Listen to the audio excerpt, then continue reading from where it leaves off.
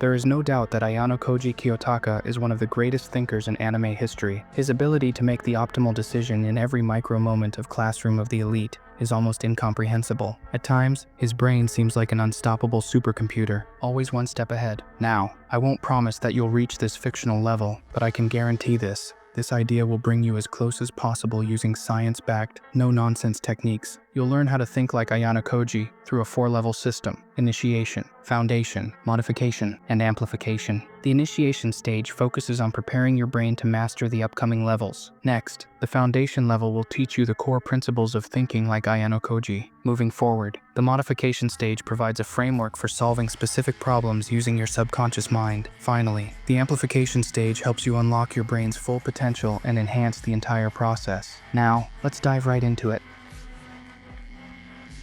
So, how do you get your brain into a state where it can fully adapt to the next levels? How can you ensure it absorbs information like a sponge? Take a look at the conditions under which Ayanokoji was trained. There was one constant element in the White Room: boredom. As Friedrich Nietzsche once said, "He who completely entrenches himself against boredom also entrenches himself against himself. He will never get to drink the strongest, most refreshing draft from his own innermost fountain." The elimination of distractions left White Room students with only two things: their curriculum and boredom. This was completely intentional. How can your mind generate great ideas and internalize learned information if you never give it free space? The truth is, by constantly avoiding boredom, you weaken your ability to sit alone with your own thoughts. Over time, this disconnects you from yourself and your true aspirations. Blaise Pascal even stated that all of humanity's problems stem from man's inability to sit quietly in a room alone. But you're not alone in this struggle. In today's world, we experience far less boredom than our ancestors, yet we fear it more than ever. To break free from this cycle of constant stimulation, start with a simple step: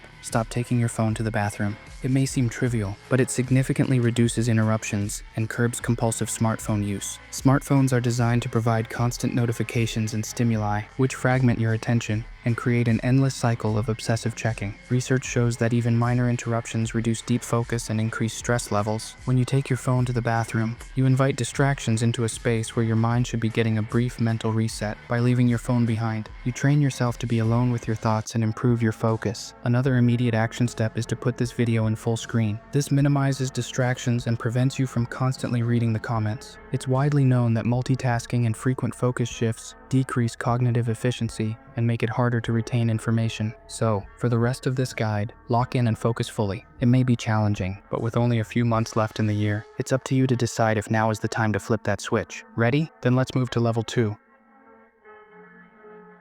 The most effective mindset for thinking like Ayanokoji is the growth mindset. Research clearly shows that people, especially students, experience significant performance improvements once they adopt this way of thinking. But what exactly is a growth mindset, and how can you internalize it? Think about the kind of praise you've received throughout your life. You're smart, you're talented, you're a good athlete, you're a good artist. While this kind of feedback seems positive, it actually weakens performance because it ties your identity to fixed abilities. This is where the growth mindset comes in. A growth mindset helps you detach your identity from performance and instead attach it to effort. At its core, it encourages you to see failures as opportunities for learning and development. A clear sign that you have a fixed mindset instead of a growth mindset is if you react emotionally when you make mistakes or fail at something. Now, let's clarify something important. Ayanokoji himself embodies a growth mindset. He has no fear of being wrong. In fact, one of his deepest desires is to be challenged. The only difference between you and him is that he rarely finds himself in situations where he is defeated. But this actually works to your advantage. You have far more opportunities to develop this mindset than he does. So, how do you shift to a growth mindset? A key exercise is to write feedback to yourself, but only using verbs, not labels. For example, if you did well on a history exam, instead of writing,